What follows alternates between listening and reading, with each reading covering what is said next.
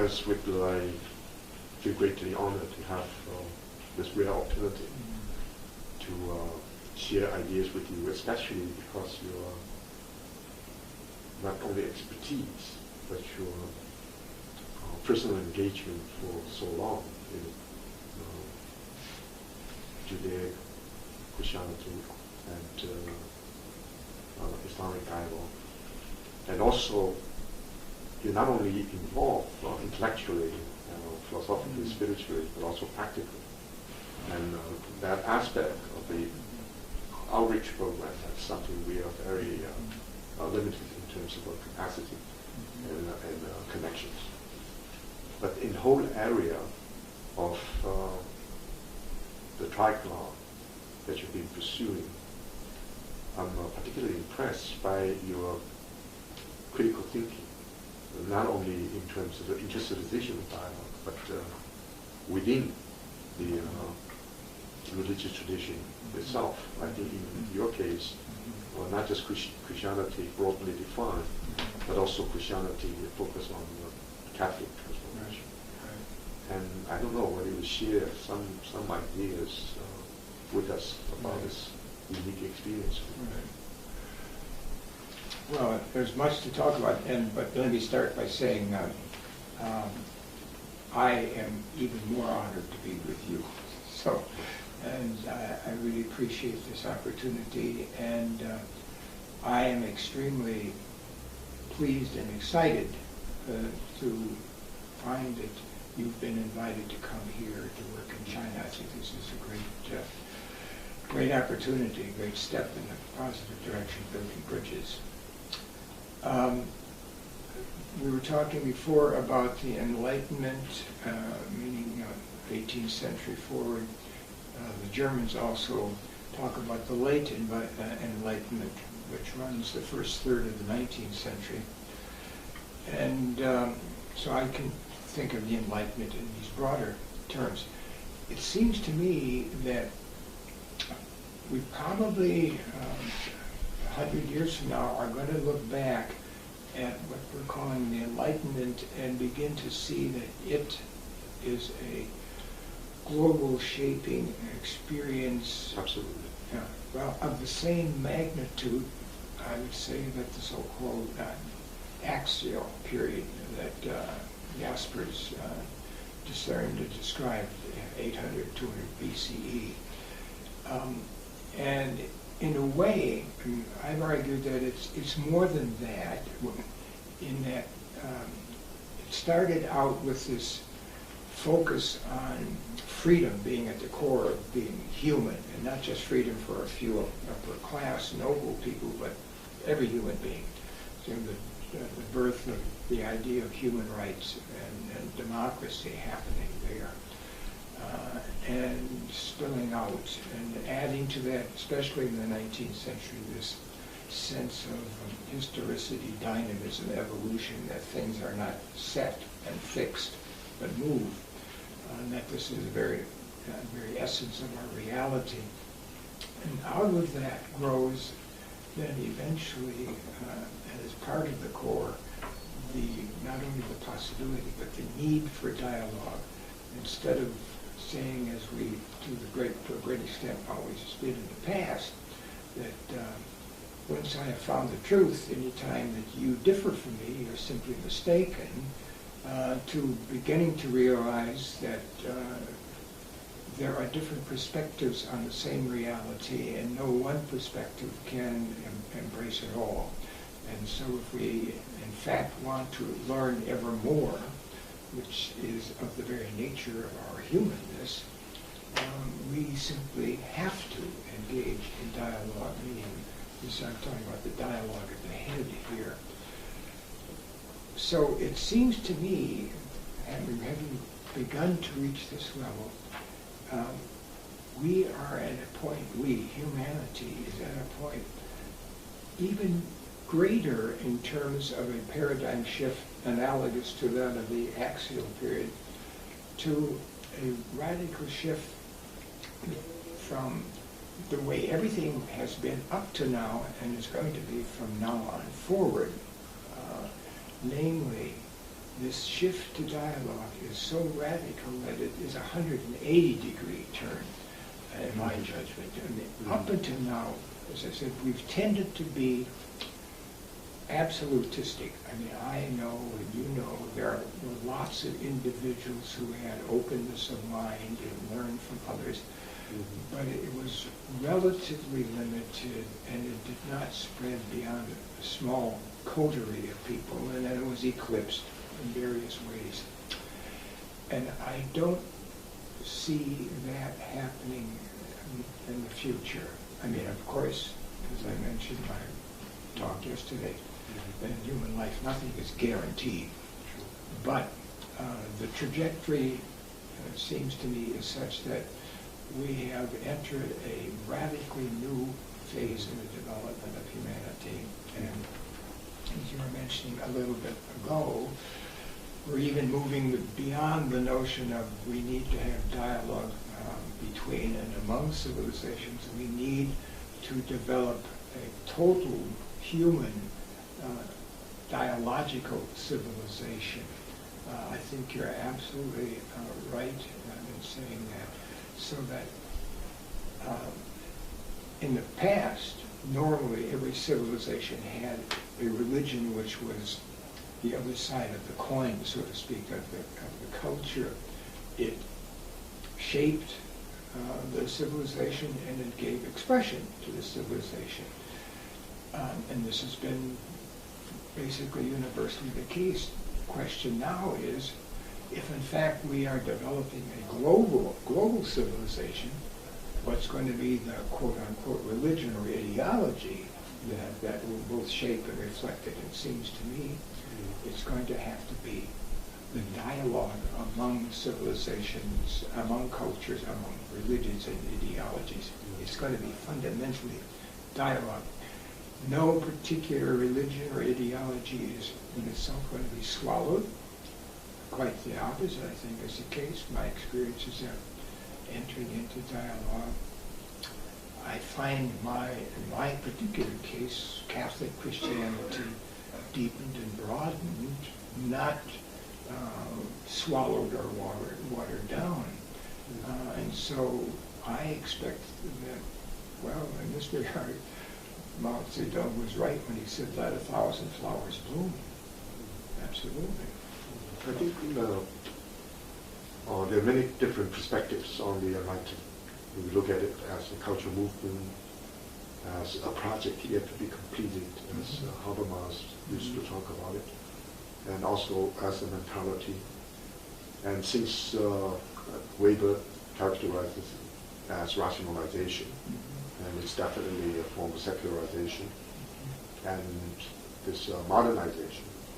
And some people believe, I think I share their vision that the Enlightenment mentality itself has one of the most powerful hegemonic, universalizing, transformative force.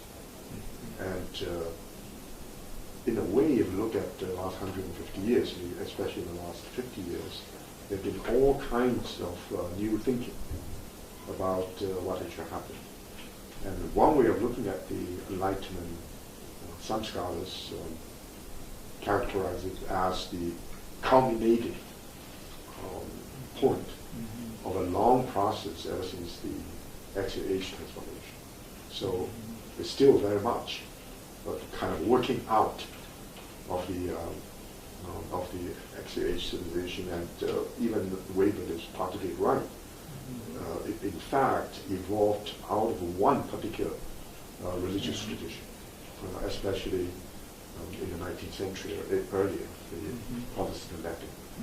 And so one very powerful force of the tradition is the rise of capitalism, which of course linked to colonialism and also aggressiveness, not only towards other civilizations. Social Darwinism plays a very important role, but towards nature, towards human community.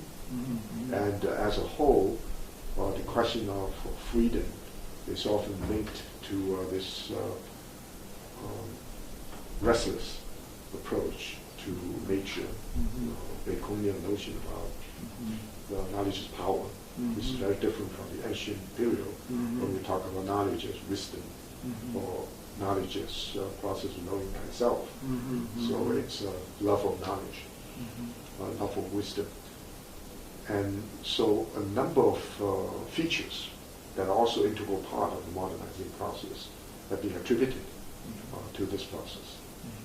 The Faustian drive to change, not just to understand, but to appreciate, to dominate, and to transform, and eventually to conquer. And so nature is often perceived as simply a collection of facts and matters with no spirituality. So absolutely, very different from the pre-Enlightenment thinking, also different from indigenous traditions as well. Right. And so, and then of course, I think one of the most powerful movements in the last 50 years or more has been feminism, as you pointed out yourself, considered as a feminist. This is something very new, and it's not maybe there are roots in the liberation of the person, the enlightenment, but on the other hand, that the enlightenment itself doesn't, at least on the surface, did not necessarily lead to it. Therefore, it's a very powerful reaction. And of course, we have communitarian idea, and for the first time, we try to recognize the world outside of the West. I think Hegel's notion about the march of spirit, the spirit, and also his vision about universal philosophy of world philosophy is again very much based upon his own, not just personal, but his own communal and critical self-consciousness of a process that began in the modern West. And in a way, it is another thing. It's absolutely anthropocentric, and because it fought against the transcendent, fought against Christianity, and so this new thinking based upon ecological thinking actually grew out of this same process. Feminism, communalism, religious pluralism, and the world at large seems to suggest that a very strong stance, we need to go beyond it. We need to retransfigure it, and maybe not only to recognize the strengths, but at the same time to be very critical of the unintended negative consequences. And one graphic example for me is the emergence of the economic man. This Homo economicus, and is a rational animal, certainly critically aware of his or her self-interest, trying to maximize profit in a relatively free market adjudicated by law. So in this mindset, some of the great Enlightenment values, such as freedom, dignity of the person, law, and rationality, they're all very clearly manifested. So the idea certainly has great value. But at the same time, quite a number of other values that are absolutely necessary for our understanding of our world today, and of course for human survival and flourishing in the future, are absent. They must be introduced. Justice is a good example, but responsibility, and certainly compassion, empathy, sympathy, and a sense of civility. And if you have the rights consciousness, which may turn out to be a way of recognize the other as someone to be, in principle, respected, but at the same time, there's no real communication. There's no need for dialogue. There's no real communication to help the other. Almost like facing the person, a billionaire facing the person who is homeless. In the rights consciousness, there's no moral or legal obligation for the person to help. But if he wants to do it, it's a form of altruism. It works out of a different kind of mindset, or a different kind of responsibility. And the last thing I think is that in the very beginning of the Enlightenment, the Confucian tradition or Chinese culture as a whole had tremendous influence. Right. Leibniz, Voltaire, Diderot, and others, the physiocrat, Canet, and even put Confucius' portrait in his study. Right. And they were impressed by a culture on the surface extremely sophisticated, and yet the idea of a monotheistic God was absent. And even though it was absent, civilization in terms of sophistication and congenial for human flourishing was not necessarily inferior. Some of them even believed it's superior. And that continued for quite some time. Then because of the rights controversy and so forth, the East and West was totally separated. And there was no understanding from the Chinese side how the West actually evolved in the 19th century. Many of the values, many of the institutions, and great thinking that occurred in the 19th century was absent. So when in the mid-19th century, when the two civilizations unfortunately clashed over military affairs and trade, rather than values or ideas or forms of life, unlike what actually happened between China and India, for example, or between the Greek philosophy and Islamic thinking in the medieval period. So we now move into a period.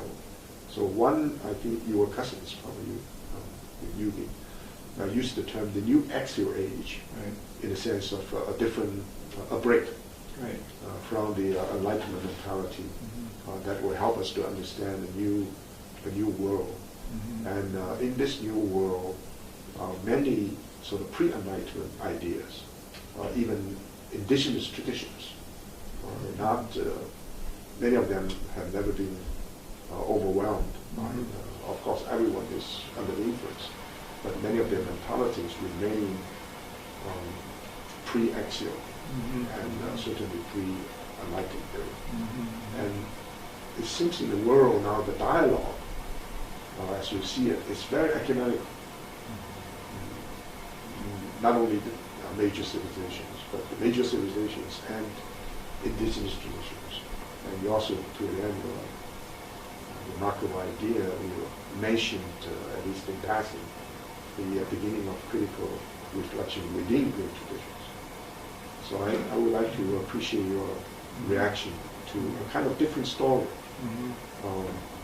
I don't think the two are in conflict. They are complementary. And also, even the dialogue as a way of understanding how the cultures occurred late in the modern period.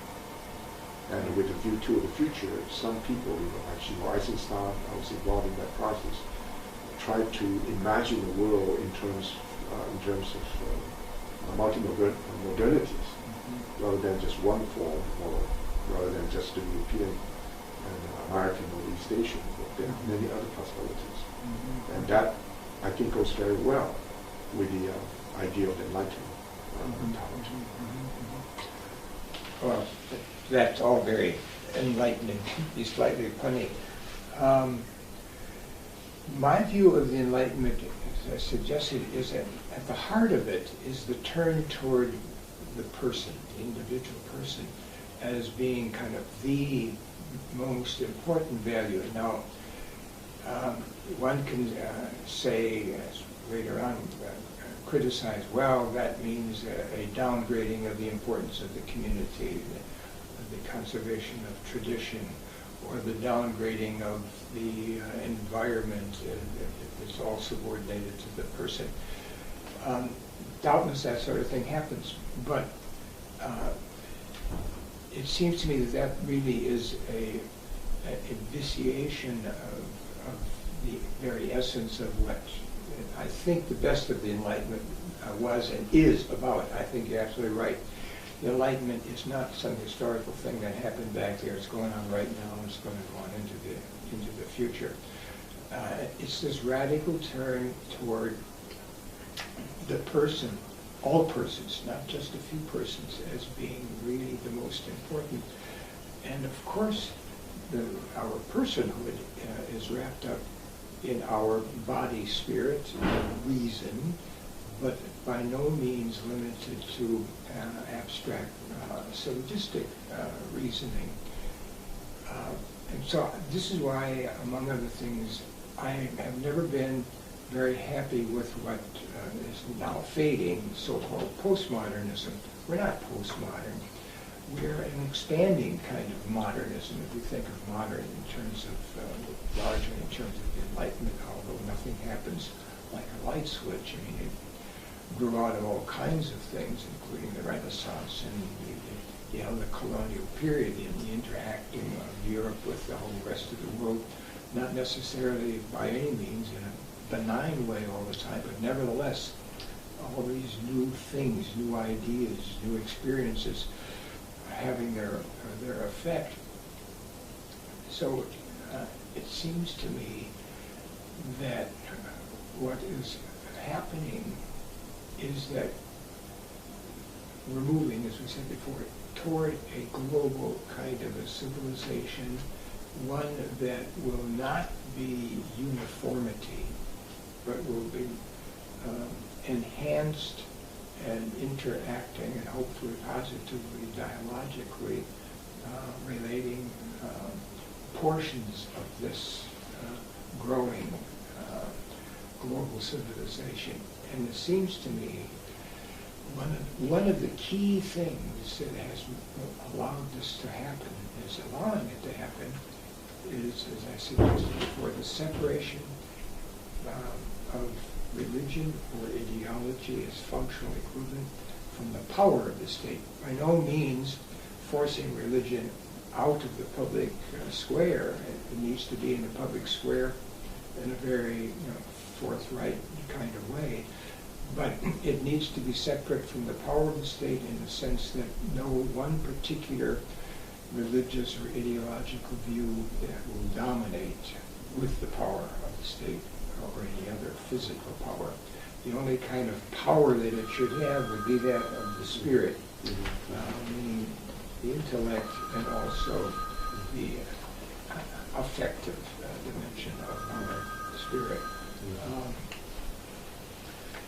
So my sense is that until those political bodies move in the direction of separating religion / ideology from the power of the state, those political bodies are going to remain basically humanly retrograde. And of course that doesn't mean you just sort of let anything happen. Oh no. What does happen, we know this from the United States, we have all kinds of religions, all kinds of ideologies contending, and so long as they do not limit others to contend in the marketplace of ideas, then the wisest is to let them contend. And the good and the true, the beautiful, we hope will come to the surface best in that way. It can be messy, can be sometimes painful, but the alternative, it seems to me, is even far worse. And we know from I would say from our history. I mean, we tend to, for example, look back at the Roman Empire and Roman culture and the wonderful things about it, all of which is doubtless true. But if we study it at all, we realize that it was also vicious. And there were all kinds of people who were very unhappy with the yoke of Rome on its neck. And because it had this kind of force, even though it didn't have the force of a single religion, but it nevertheless had an ideology which it tended to force on people. Well, you're right that there's a sense of dialogue, the sense that we need to listen to other perspectives than our own in order to come to an ever fuller grasp of reality, which is never ending, is something that as a larger community we humanities, beginning to come to only very recently. We can see roots of it growing, but the first sort of manifestation that you can sort of see publicly is the 1893 Parliament of the World Religions in Chicago, where the sort of the interreligious effort is visible. It didn't have any sort of a large follow-up that we can see, like organizational or otherwise.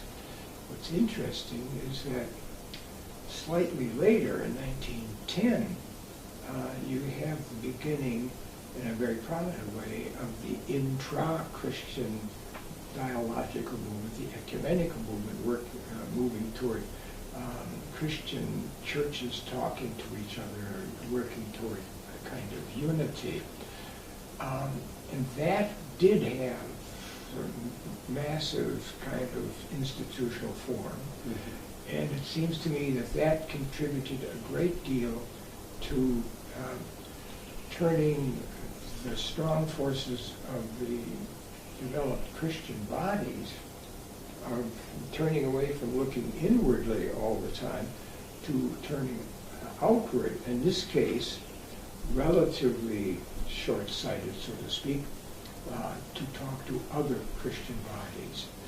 But once you made that move of turning away from looking inwardly toward outwardly, that momentum just continues. So eventually, after the disaster of World War II and the Holocaust, Christians began to say to themselves, my God, we need to reach out to Judaism. How could we have be participants in this horror? And so that thrust then very quickly went to beyond dialogue with Jews, to Muslims, Hindus, Confucians, atheists. And it had all happened very rapidly in the second half of the 20th century. And it's moving far beyond that now. And of course, we can see that change in this regard is happening so fast that we are actually conscious of us changing it. You know, when I was growing up, we used to make jokes about on a very hot sultry night in Iowa, you could watch the corn grow, you know, sort of see it. Well, we're at a point where this kind of change is so rapid and is increasingly rapid that we can practically see it grow. I mean, I think the analogy is something like what happens in the computer world. Every 10 years there's a massive kind of change. I mean, every time you pull out a new instrument, why, the following year it's obsolete. I mean, you know, there's 1,000 times more power in this little thing than there was in that whole building in my now hometown of Philadelphia, University of Pennsylvania, UNIVAC, when they built it in 1952. And that's, what, 60 years ago, what, in lifetimes. So that this change has moved out of the area of arithmetic change to exponential change. So in that regard, I would say I am very optimistic. Again, no guarantees. Corruptio optime pessima, the corruption of the best can become the worst. And you alluded to a number of the sort of extreme reactions of one dimension or another of the Enlightenment. Murphy's Law always operates. If it can go wrong, it will go wrong. But I don't find these fringe developments, I call them fringe, extreme developments, reasons for discouragement. If you're involved in a movement which does not develop its fringe element. It's crazies. Get out of it. You're wasting your time because it's obviously not about anything really serious and important for human life. Every serious movement is bound to produce its fringe element. Human beings are always going to test the limits. When we then, in a certain kind of retrospect, see what the limits are, then we hopefully will have the wisdom to eliminate them and redirect ourselves, sort of self-correcting. And so I think that the very fact of the emergence of dialogue, when I think of myself personally, starting out in the 1950s as a graduate student on this Catholic-Protestant dialogue in Germany, and there the Catholic Church had been saying no, no, no, no all the time, and all of a sudden it flipped so that in the 1960s the Catholic Church as an institution has been committed to promoting dialogue. Now again, it hasn't always carried it out, or not doesn't carry it out extremely well, but that's a radically different situation from before that period of time. And then it seemed to me, as these dialogues moved from the intra-Christian to the interreligious to inter-ideological, inter-civilizational dialogues, we began to then shift to focus on the whole question of what does it mean, dialogue? What does this mean in terms of how do we understand ourselves as human beings? And then how do we develop, if this is in fact perceived as a deep value, well then are these other dimensions of our humanity, our thinking. Well, the critical thinking must go together with it. And then, as I suggested last night, it's not only the way we think and interact, but then how we act in the world, and how to develop a way of acting in the world which is commensurate with a new mentality, a dialogical and critical thinking mentality. Now, I've come up with the term competitive cooperation. I mean, that's just an attempt to sort of articulate what I think might go in the direction of a way of behaving which is somehow in keeping with a dialogic and critical thinking way of understanding reality. Somehow we need to hold on to, lift up, and enhance the values of competition in the sense that we always want to do better. We should never be satisfied with whatever way of doing things we have developed in any field. We can see in history that this is always the tendency. We reach the paradigm full extent, and then we sit. Well, of course, that paradigm is going to be challenged. Well, the way to do it is, it seems to me, it's an ongoing sort of interaction, and so combining that sense of competitiveness vis-a-vis ourselves, jihad in that sense, of the great jihad, the struggle within us to do what we increasingly see to be the good, the true, the beautiful way to behave, needs to be done more and more sensibly in cooperation, so that the more that we can work in the direction of win-win kinds of ways of acting instead of win-lose, the better we are, the more human we are going to be. Our humanness is a work in progress.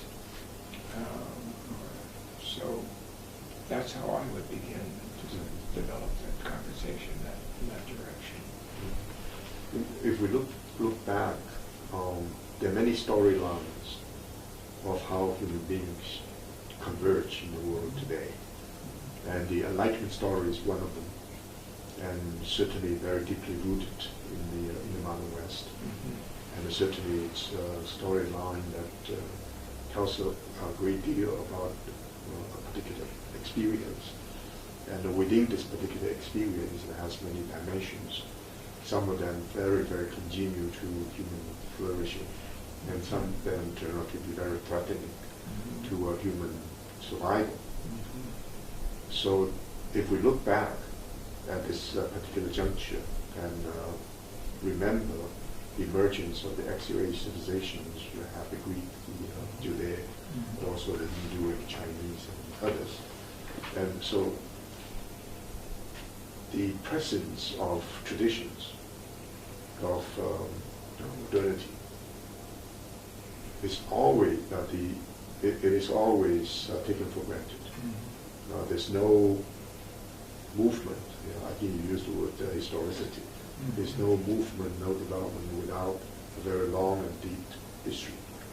And to retrieve the history of the humankind, and one is to understand the advent of the X-ray age and what had happened. I think you remember that Blababella, when he talked about a religious evolution, he had to talk about the primitive, archaic, the historical, and the pre-modern and modern.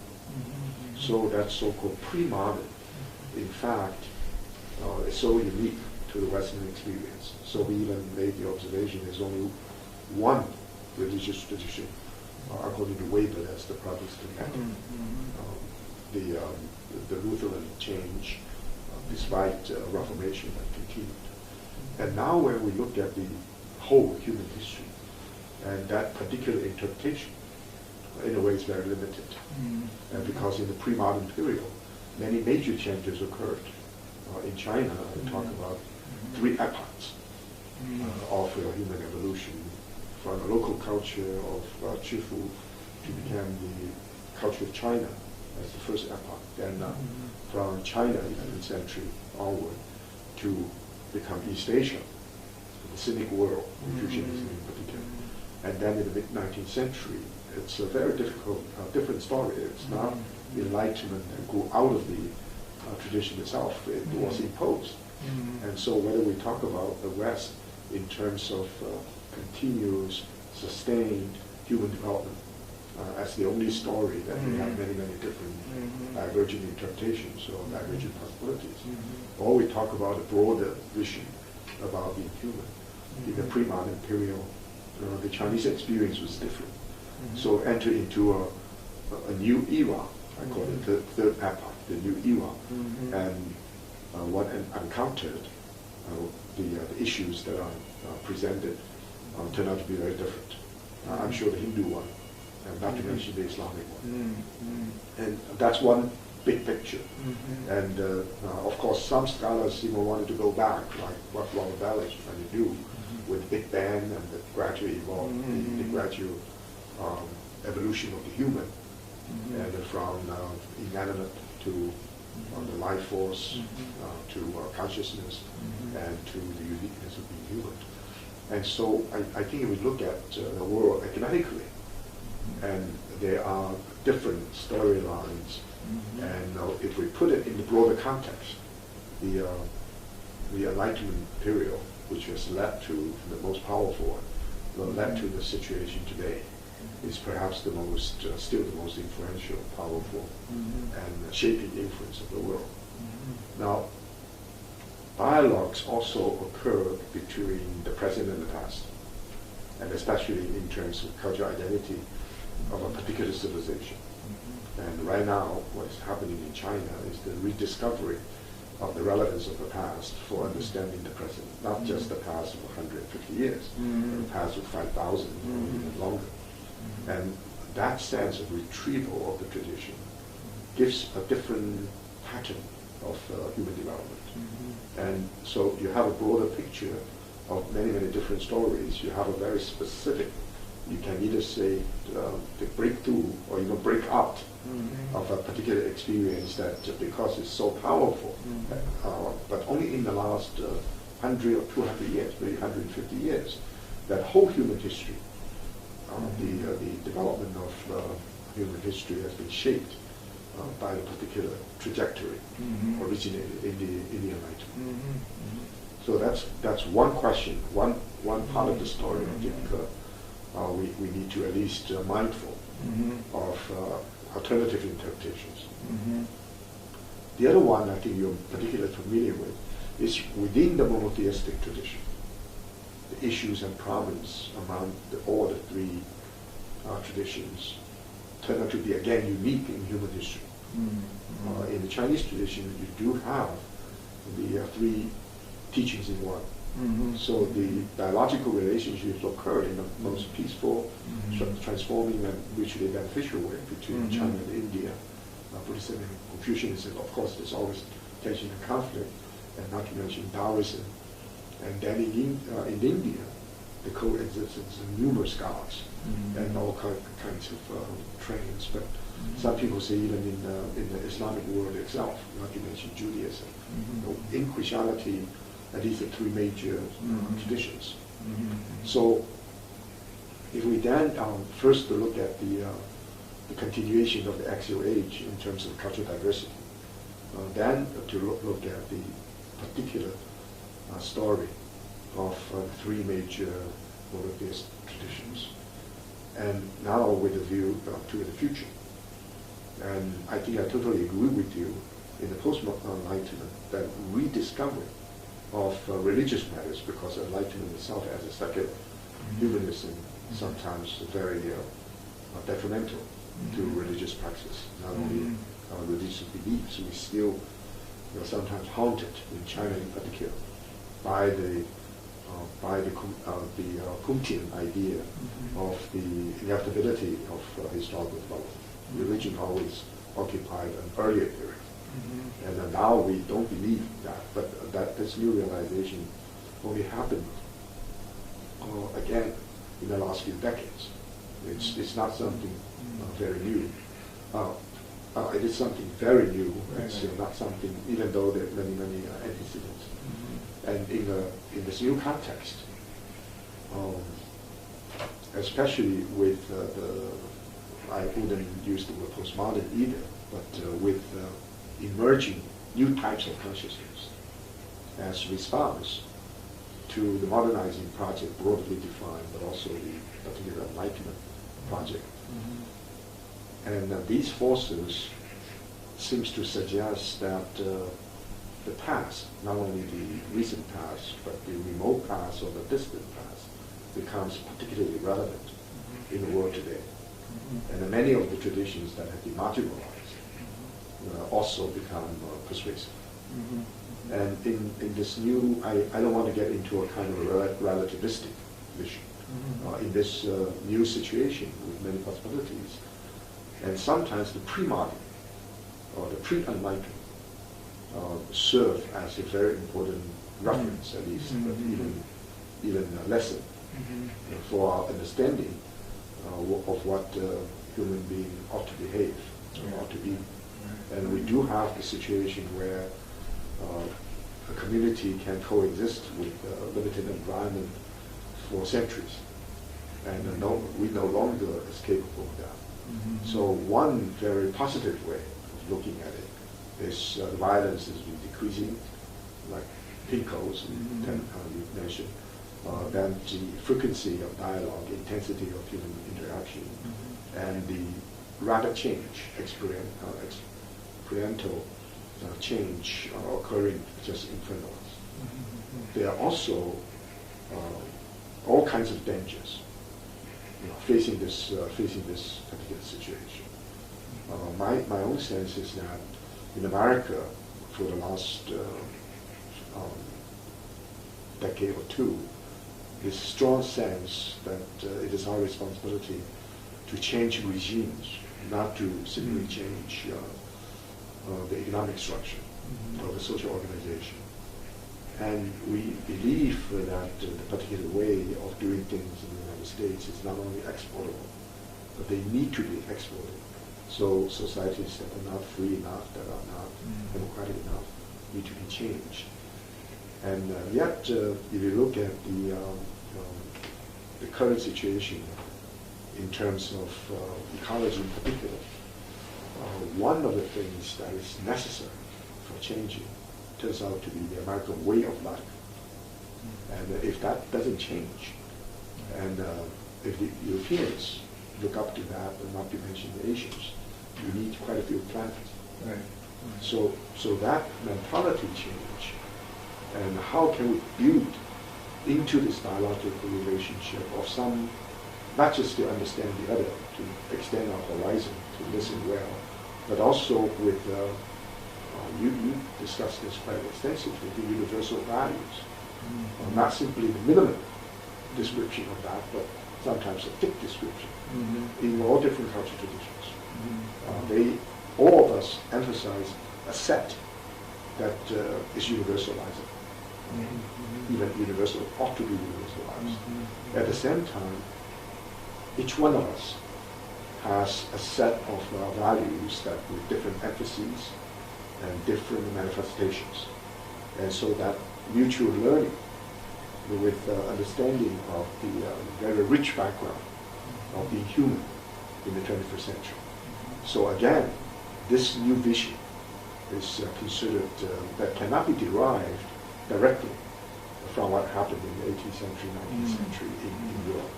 And this will have to be, our vision has to be broadened in order to see the evolution of human, because we look at the religious landscape, they're still very diverse. And that's also the reason that we may encounter a period, or we may enter into a period of multiple modernities become possible. Not just multifaceted modernity as we understand it in terms of what happened in the 17th and 18th century. But with a view to the future, many different religious traditions, through dialogues and debate, will be able to enter into a joint venture. Diversity is not going to be overwhelmed. No. And at the same time, we can see many forms of local knowledge that are globally significant. Not just closed particularism, nor is it simply abstract universalism, but rooted in a particular historical experience or particular culture and religion, and yet responding to a much broader question of the meaning of being human. One particular trend that I find fascinating, I don't think it's discussed extensively. That is, in the 21st century, the evolution of religion has entered an unprecedented era. And to put it sort of succinctly, is the question of care for the earth. And in other words, it's not persuasive to say we have to wait until the kingdom of God yet to come. This is after all the war of the seasons. You cannot say we still look forward to the other shore, to the Pure Land. So the engaged Buddhists, or the Christian social gospel, and the notion about involving ourselves. And of course, there are many, many difficult theological issues to be studied and observed. And some scholars even go so far as to say, even the Genesis, about the dominion, of course we have to change that word. Some scholars like Pennenberg once made a remark in a public talk. I raised some questions afterwards. He said, Christianity is by definition anthropocentric, the creation of the man as unique. And then, of course, with the Christian tradition, the variation is incredible, wide variation. So we now see a new situation that many liberal-minded, or at least open Christians find more kindred spirit in Buddhism, in Judaism, and also Reform, or certainly more open Muslims, moderate Muslims, than our own colleagues within the Christian tradition. And of course, the power of evangelicalism, the power of fundamentalism in all the traditions raise fascinating questions, and of course extremely challenging questions to those who work hard to engage in a dialogical relationship. So our own identity within a cultural system or within a religious tradition is open, pluralistic, and self-reflexive. And we have to say only a small minority, perhaps the most articulate members of a particular tradition, subscribes to this particular mode of thinking. Of course, then the effort of dialogue becomes even more urgent. And at the same time, we have to recognize, unfortunately, the fact that in many areas, dialogue or dialogical mode may not work, and may be relegated to the background as ineffectual. Well, you covered a wide range of very interesting, stimulating ideas. Let me try to pick up on a few of them. One is that the world is radically different now because we are in a global situation. Until relatively recently, that wasn't the case. We had various empires, but they were always geographically and culturally limited, no matter how vast they were. Huge Chinese, Islamic, Greco-Roman, but they weren't global. Matter of fact, until basically the beginning of the 16th century, we didn't even know there was a globe. And so that is a game changer. And as that becomes more and more present, especially electronically, and so on, the globe is not something we read about. We are very conscious that we're part of it, and more. So every moment, that changes our mentality radically. And as I suggested before, it seems to me another radical change, which is not going to go away, is this accidental insight into the fact that the separation of religion or ideology from the power of the state is extraordinarily creative and opening up. It's a plus for religion as well as the separation of the church and the state. Right. Yeah. I mean, you think about it, every civilization has always been united, as I suggested before. But in the wake of the Enlightenment, as I said, by accident, started here in the United States, in my own city, Philadelphia. They came together on the Constitution. They couldn't agree which one of the established churches are going to be the established church for the whole country. So they said, well, okay, there will be none. And it turns out that forced situation was I would say, a brilliant move because it released the energies both of the nation on the one hand and of the various religions on the other. For good or ill, it seems to be, by whatever measure we used, the United States and Canada are the most religious of all the nations in the world, in terms of going to a church, synagogue, mosque, temple, whatnot, or amounts of money poured in privately by the religious organizations for schools, universities, social help, education, and whatnot. Whatever measure you want to use, religion flourishes under this kind of a regime. And the nation is vastly better off. I mean, it's much richer in the sense that everybody can do their own thing and bring their contribution to the marketplace together. They don't have to be all lockstep. So those two things are huge differences. They happen to come out of the West, and they had to come from someplace, and they happen to come out of the West. Well, okay, fine. But once they're out, then nobody wants to give them up, even if they came from the West. I mean, the attempt on the part of some politicians in the past to say, oh, well, we have different human rights. We have Asian human rights or Marxist human rights. Nonsense. It was just, people, nobody believed it except those who are pushing their own propaganda. My experience is that when people realize that it is possible to really be free, everybody can be free. Everybody wants to be free. When they get an idea of what a human right is, that you have the right to speech and think as you like and so on, simply because you are born a human being, everybody wants it. This is new. This is new. It didn't exist before. These are utterly transforming kinds of realities.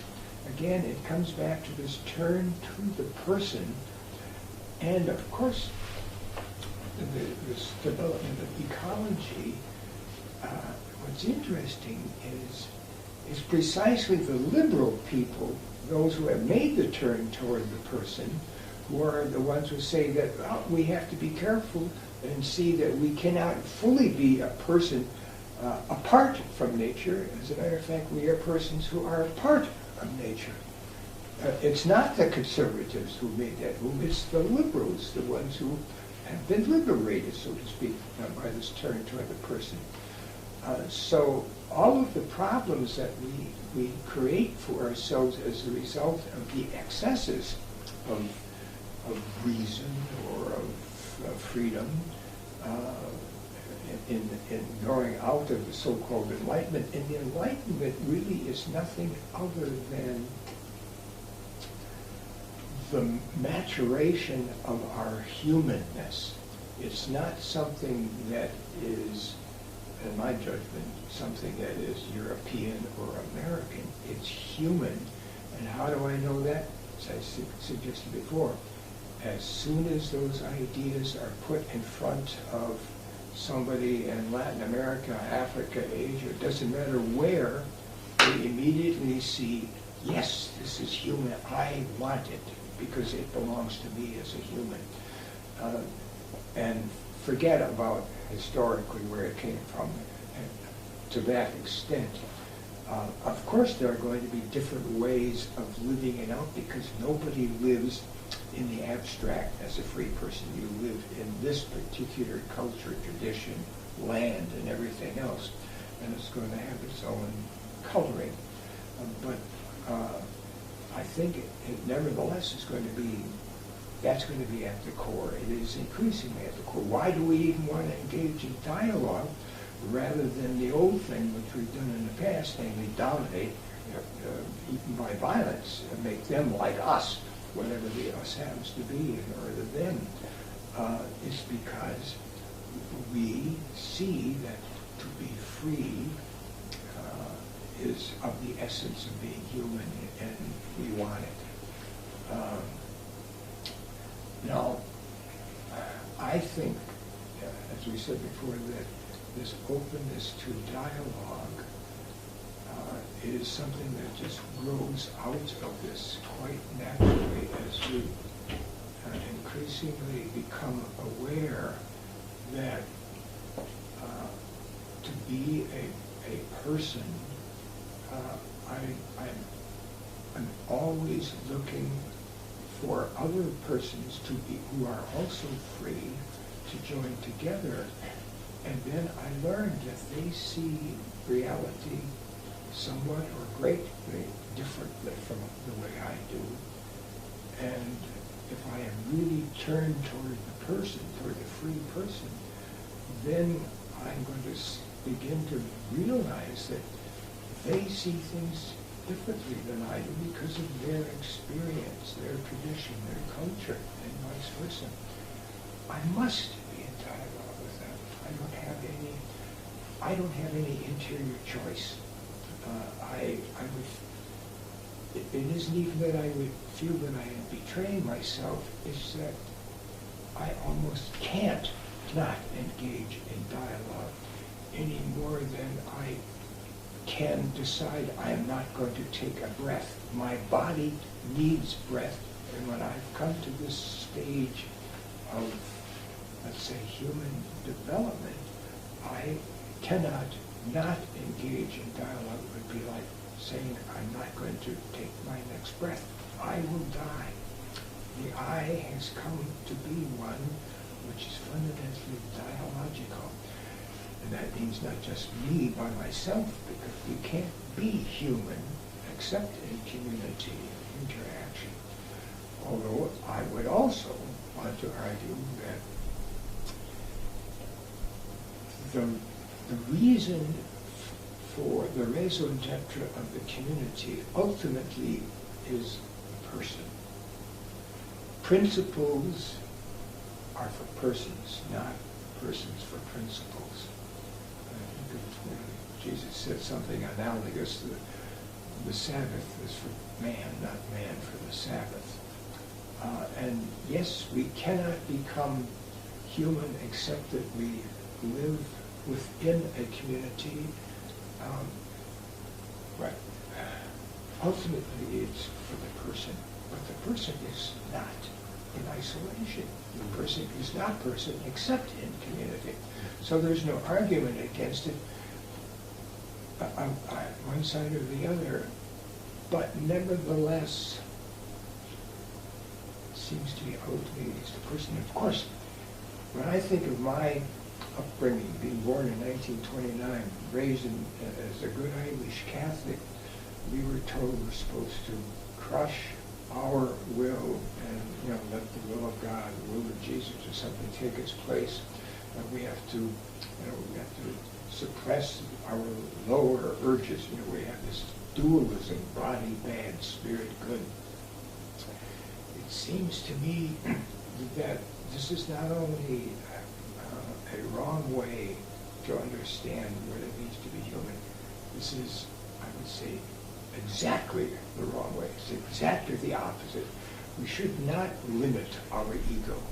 We should expand our ego limitlessly. And so, yes, I should love myself. And how do I love myself? I love myself by bringing what I perceive to be the good to me, to this ego. But my ego, what's the greatest gift I can give to myself? It's not an ice cream cone or something of any particular nature. The greatest gift I can give to myself is to make myself ever more fully human. And how do I do that? I do that by love, by reaching out to the good. And the greatest good that we can perceive are other persons, not to the detriment of so-called nature, but within nature, as part of nature, as a particular, a conscious expression of nature. And I was myself, as a theist would say, the creator thereof. And I will not want to insist that everybody else take my understanding of the ultimate. But in this expansion, there is no reason for me to stop. There is every reason to continue to expand. So I love myself here in my primus ego, if you will, but also in my alter ego, my brother, my parents, my friends, my neighborhood, my city, my nation, the world, the cosmos, the source and the goal of the cosmos. This is what every religion, I think, ultimately teaches in any case, that we should embrace the beginning and the end, the alpha and the omega. But what we have tended to do is we've skipped everything else in between as if that was unimportant or something to be jumped over or dominated. No, we should learn to love, to become one with, in the appropriate ways, every element of reality. And most of all, but not only, every person. This, it seems to me, as a Christian, what I find particularly persuasive and moving in Jesus, as a good Jew, rabbi, he of course embraced the so-called golden rule, which of course Confucius and Zoroaster long before him articulated, and of course it's also in the Torah. And yes, you love your neighbor as yourself. And who is my neighbor? It includes not just those who are like me, but most of all those who are unlike me. We have to keep expanding our ego, not crush it, expand it massively, endlessly.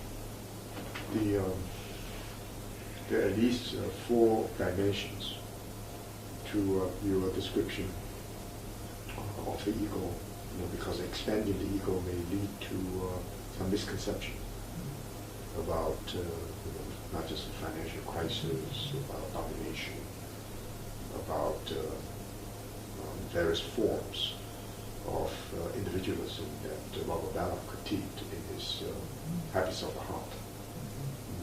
This distinctively American mode of thinking turns out to be very creative on one hand, but also very detrimental to the underprivileged, the income maldistribution, and the power and the powerless, and all kinds of other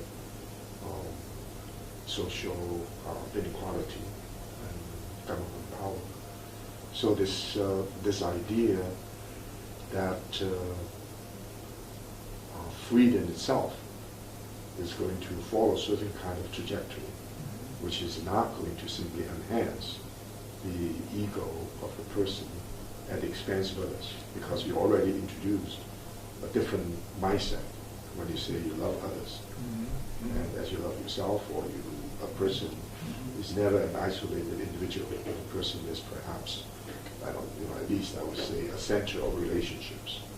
The center itself is the dignity, autonomy, and independence of the person. So the person can expand, but at the same time, when you become aware of the relationships, and not only you deliberately, consciously, but also out of necessity, try to constrain the various kinds of egoistic expressions and ideas, not necessarily in the classical aesthetic sense, but in a modern, reasonable way, social reason. And I think some scholars would even consider the love for the other as a precondition for your self-identity. It's not freedom of the self as the as the precondition, but the recognition of the other, and as a point of departure for self-understanding. Then there's also nature.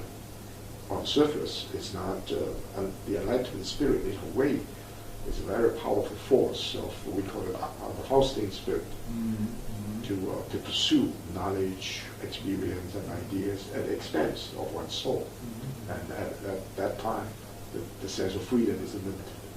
But even though it's unlimited, it has powerful negative consequences for the flourishing of the self, and of course for even the survival of others. Then in your tradition, the idea of the transcendent. And the idea of the transcendent, you can have, for example, unless we'll be able to make a distinction between selfishness, self-centeredness on the one hand, and self-realization. If we don't overcome our subjectivism, self-centeredness, selfishness, the possibility of self-realization is limited. And we need to go beyond nepotism in order to find the warmth of our family, and the parochialism to go beyond simply my territory, my village, and chauvinistic nationalism, even I would say anthropocentrism. So that idea of expansion involves many forms of embodiment, and that embodiment in the positive, hopefully in the authentic way, is to broaden myself through this embodiment. But the embodiment always has a cost. This is almost like incarnation. Once it becomes incarnated, then the condition in which one is incarnated constrain and limits what the real spirit that's incarnated is or ought to be.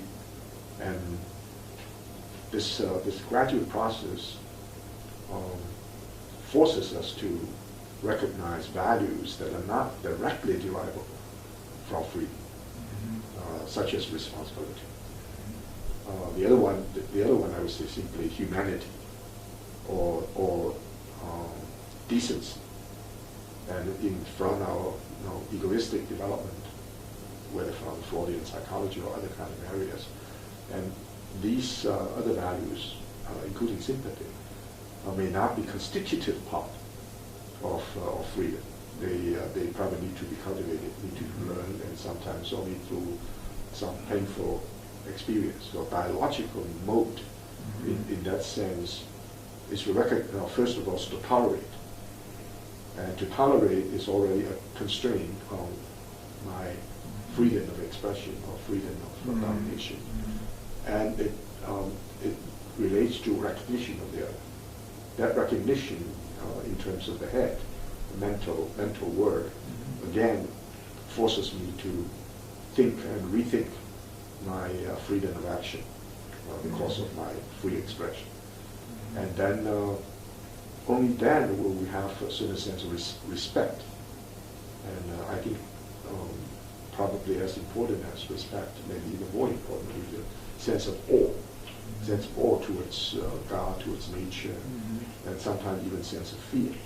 Now the egoistic trajectory is not normally in the free expression is not restrained by this particular sense of the other that requires respect. Only then the two will be involved in mutual reference and mutual learning, and we can even celebrate the difference. Celebrate the difference again is a recognition of not a limitation, but recognition that freedom has to be interconnected with a number of other equally great values. And otherwise, the freedom itself can become uncontrollable, can become excessive. And in this particular sense, not that we have different ideas or different rationalizations of human rights, but different expressions. I used the example, I have my right, you have your right. I'm a billionaire, you're homeless, I don't have any obligation. On the other hand, if the rights, human rights, are imposed upon the rights of the elite should have a more enhanced sense of the rights of the other people to make claim of our power, influence, and wealth. In that sense, a dialogical relationship will be encountered because human rights discourse in itself does not enhance dialogue. It's a sense of respect, but I don't need to spend any time or any resources to enter into this communication. And so my sense is that there are values embedded in the Enlightenment, and they are universal, and the universal human rights should be definitely one of them. Due process of law and freedom, nationality, and so forth. There are also values misnamed as Asian values. These values are rooted in Confucian, Buddhist, and other traditions, but they're also universal values, such as compassion, such as responsibility, or such as justice in the Islamic sense. So then the possibility of dialogue between two sets of core values may broaden our repertoire of the kind of values that are necessary for the future development. So my sense is that, this reminds me, James Buchanan, the Nobel laureate in economics, 1976, once made the remark that freedom is that all that is needed for economic development.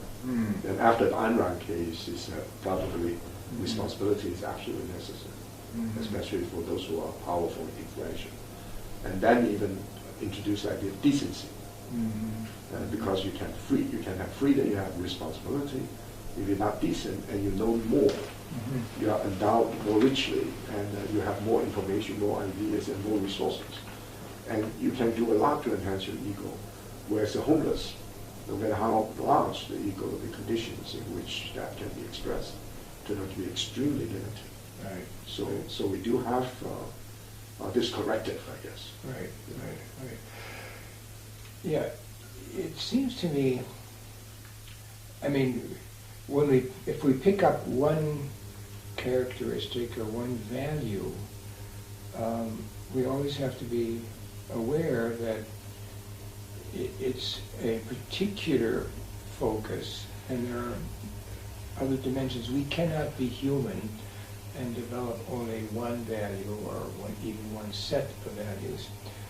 And in a way, I guess every value that we want to focus on,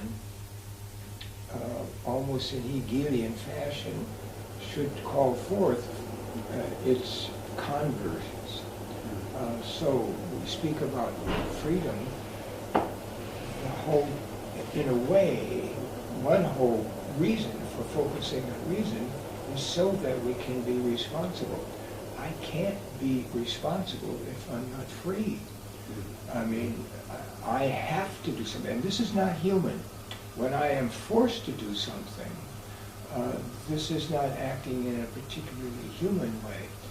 I think of examples like in the United States in 1920s, we tried to enforce the virtue of eliminating alcoholism by passing a law that everybody must eliminate alcohol in their lives totally.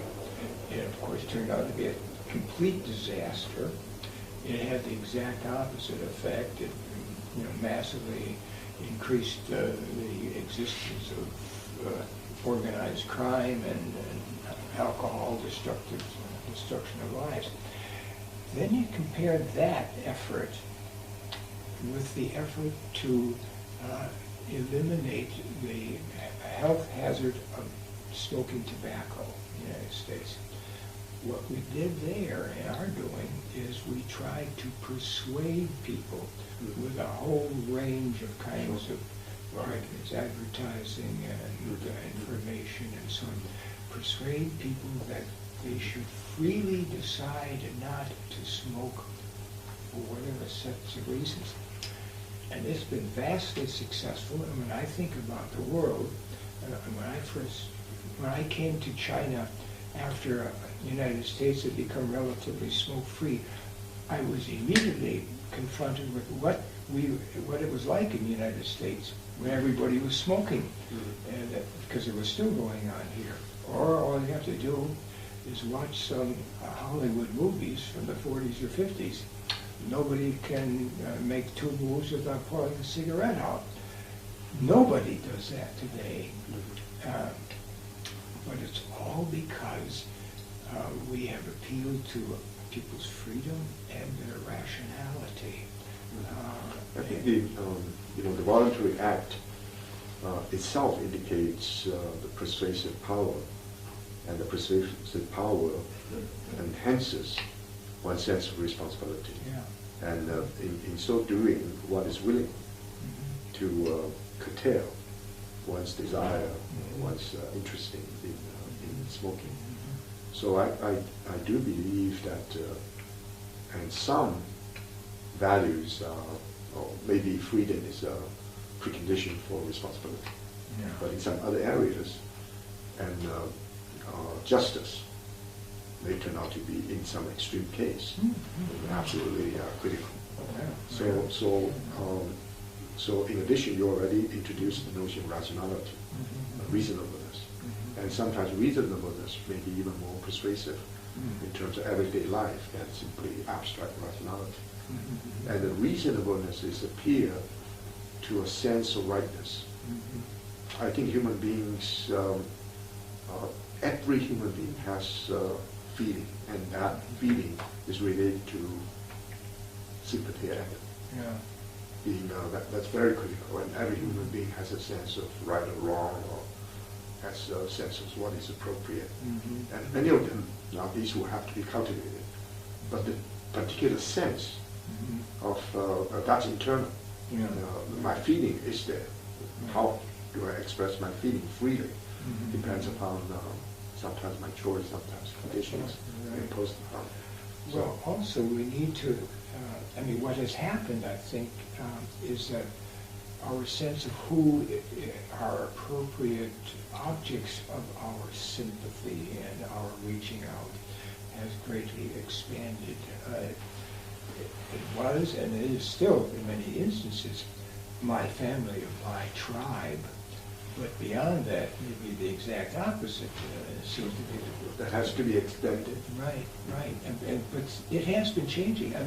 This tsunami a few years ago there in Indonesia and so on, or the one in, I'm just thinking the one in Indonesia, massive numbers of people not only sent money here, we had 2 former presidents of the United States leading this huge campaign to raise money, and lots of my friends or friends of friends, went off their MDs and so on to work. This is a kind of altruism that just wasn't there in our past history. We didn't think that way. You will find the same thing, say, some Christians will say, oh, well, those poor Christians over there, let us do something about it, or the Muslims, the Ummah. Well, what we need and what we're working toward is a global human ummah or community. And beyond that, not just the human community, our earth, and of course now even beyond that, so however kinds of effects and impacts we can have on extraterrestrial sorts of things. I think this sense of an expansive ego in the positive sense that, I am out there as well as in here, and so the whole movement, what is love? It's a move toward unity with whatever is perceived as the good, whether it's something simple, I want to have the ice cream united with me, or I want to listen to Mozart, but I also want, if I think Mozart is so beautiful, I would like to teach my granddaughter to love Mozart, because I think this good is something that my extended ego should also embrace there. And it doesn't stop with my granddaughter, it should just constantly expand. Well, I think my way of looking at the same question is the experience. Actually, it's experiential of embodiment. In other words, the personal experience is not private. It's expensive because it's public, accountable, and even falsifiable. And that sense of embodiment right now, because of the consciousness of the world, and because of knowledge, all kinds of possibilities, especially the development of science and technology, is now unlimited. And that possibility of expanding. And so I would say the notion of feeling of sympathy, empathy, and the idea of your idea of the expansion of the ego, these are 2 ways of describing the same process.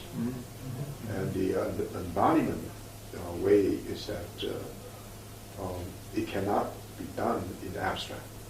It has to do it concretely. So we have this notion of concrete humanity in this particular process. Well, it's also interesting. There are new things under the sun. I remember one of the statements attributed to Jesus in the New Testament is, "The poor you always have with you." Well, Muhammad Yunus in 2006 said, we can get rid of poverty. And by damn, we're on the way. Now, huge barriers to overcome and so on. And, all kinds of reasons to criticize all sorts of things. In the United States, 305 or 310 million people, and 50 million are living below what we describe as the poverty line. Horrible. And we need to eliminate it. But at the same time, we should remember our little mathematics. There are 260 million people who are not living in poverty. Where in previous ages could you find a situation like that? That just didn't exist. We are moving in the direction of eliminating poverty. And of course, by the elimination of poverty, only then can we really start the process of humanization. It's only when we don't have to scramble to put food in our mouth and keep from freezing to death that we can begin to be something other than animals.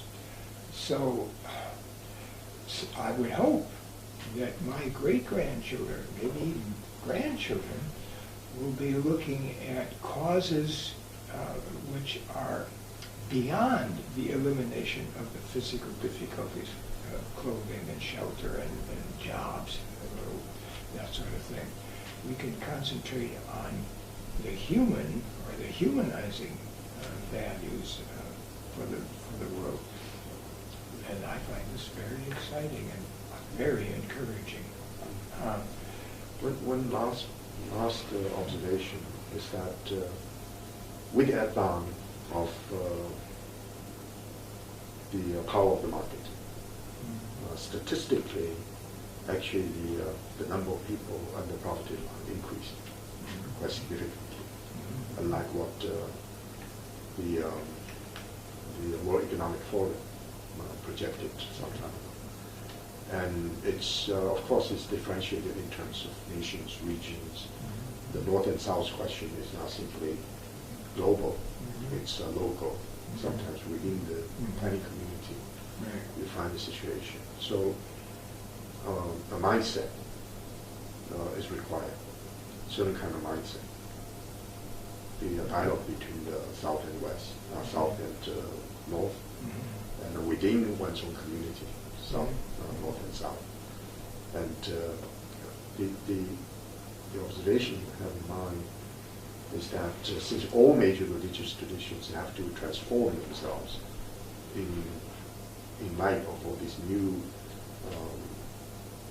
situations confronting humanity, the new human condition demands that we face up to the challenge, then is it imaginable that religious traditions themselves will develop in such a way that dual membership, or even multi-membership, becomes imaginable.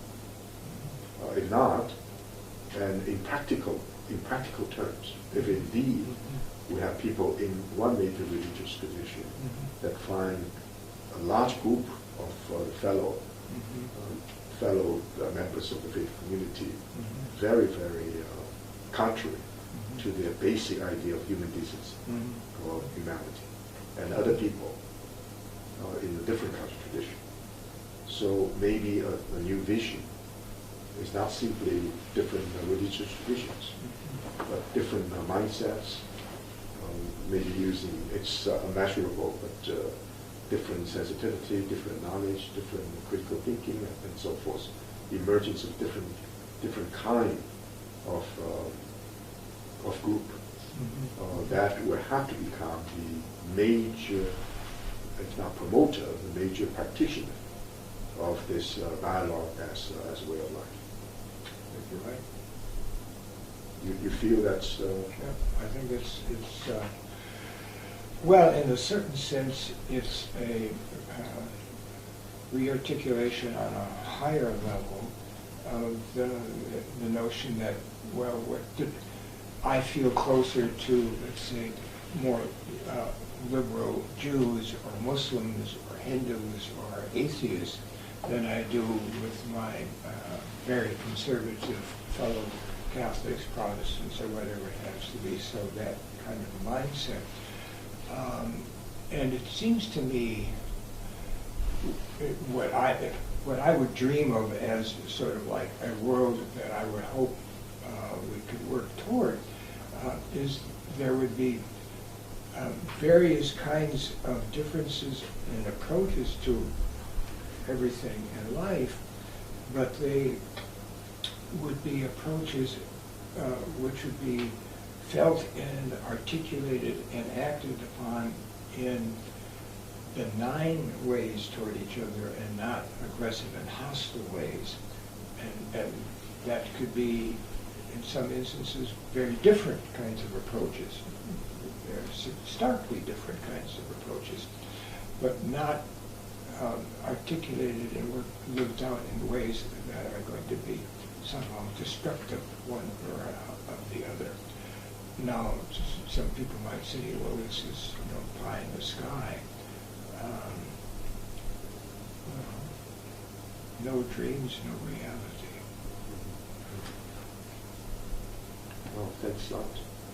Talked a lot. Good.